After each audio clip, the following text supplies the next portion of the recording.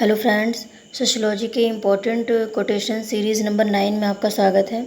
इसमें ऐसे महत्वपूर्ण कथनों को सम्मिलित किया गया है जो कि आगामी होने वाली परीक्षाओं के लिए काफ़ी इम्पोर्टेंट है। ठीक है, तो शुरू करते हैं।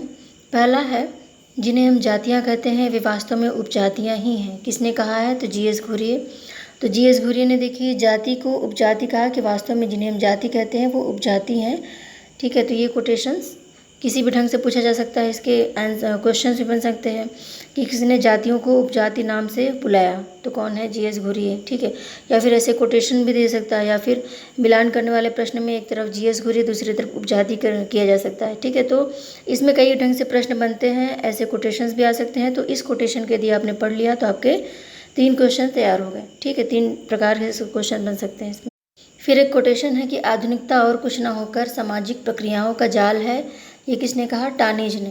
ठीक ने, टानेज ने सामाजिक प्रक्रियाओं के जाल को क्या कहा? आधुनिकता।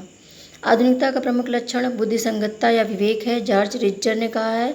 तो आपने पढ़ा ही होगा कि जॉर्ज रिचर ने अति बुद्धिसंगतता यानी बहुत ज़्यादा जो व्यक्तियों में विवेक आ गया है, बहुत ज़्यादा बुद्धि आ गई है, बहुत ज़्यादा विकास हो गया है सोचने समझने की क्षमता का, इसी को उन्होंने आधुनिकता का लक्षण माना था। तो इसको कई ढंग से प्रश्न बन सकते हैं कि किसने बुद्धिसंगतता को आधुनिकता का लक्षण माना, या फिर आधुनिकता फिर उसमें मिलान करने वाले में एक तरफ बुद्धिमत्ता दे दे। ठीक है, या फिर बुद्धिसंगतता आधुनिकता फिर उसमें मिलान करने में 2-3 थिंकर देते हैं। ठीक है, इस ढंग से क्वेश्चन इसमें कई ढंग से बन सकते हैं। फिर देखिए, सामाजिक विघटन समाज के सदस्यों में मतैक्य अथवा सामाजिक दृढ़ता के अभाव एवं सामाजिक असंतुलन की स्थिति है। ठीक है, तो दुर्खीम ने सामाजिक विघटन का कारण क्या माना? जब सामाजिक एकता का ह्रास हो जाता है। ठीक है, जब सामाजिक एकता खंडित होती है तो क्या होता है? सामाजिक विघटन होता है, क्योंकि समाज की पकड़ जो है व्यक्ति पर वो कम हो जाती है। ठीक है, और समाज की पकड़ जब कम हो जाती है तो व्यक्ति जो है वो मनमाने ढंग से कार्य करने लगता है, सामाजिक मूल्यों और मानदंडों को ध्यान में नहीं रखता। ठीक है, तो वो क्या करता है? वो अपराध करता है। जब तक व्यक्ति पर समाज की पकड़ बहुत मजबूत होती है तब तक सामाजिक एकता बहुत सुदृढ़ होती है और सामाजिक मूल्यों के व्यक्ति दृढ़ता के साथ पालन करता है। लेकिन जैसे ही पकड़ कमज़ोर हुई, व्यक्ति ने अपराध करना शुरू किया। ये बात दुर्खीम ने कहा है। ठीक है, फिर है पुराने कार्यों को नए ढंग से करने का तरीका को स्वीकार करना ही क्या है? नवाचार। यह हर्स्कोविट्ज की अवधारणा है। तो नवाचार का मतलब देखिए क्या होता है कि जब नए ढंग से कोई कार्य किया जाता हो तो नवाचार हो गया। ठीक है, जैसे शिक्षा में नवाचार का बहुत तेज प्रयोग हो रहा है।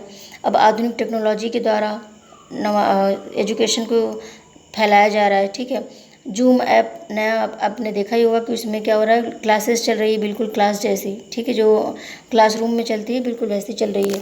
तो इस ढंग से क्या होता है? नवाचार का मतलब किसी कार्य को करने का ऐसा तरीका जो परंपराओं में ना हो, जो पहले से ना हो। ठीक है, और ऐसे लोगों को राल्फ लिंटन ने सामाजिक आविष्कार कहा। ठीक है, सामाजिक आविष्कार नवाचार को उन्होंने सामाजिक आविष्कार कहा, और जो नवाचार करते हैं यानी जो पहली बार उसको बनाते हैं, यूज़ करते हैं कि नया तरीका है इस कार्य को करने का, उसको उन्होंने सामाजिक आविष्कारक कहा। ठीक है, तो ये भी याद रखिएगा। आपके एक और क्वेश्चन तैयार हो गए। ओके फ्रेंड्स, तो वीडियो को लाइक शेयर और सब्सक्राइब ज़रूर करें। यदि कर लिया है तो बहुत बहुत धन्यवाद। तो मिलते हैं फिर अगले वीडियो में, तब तक के लिए बाय।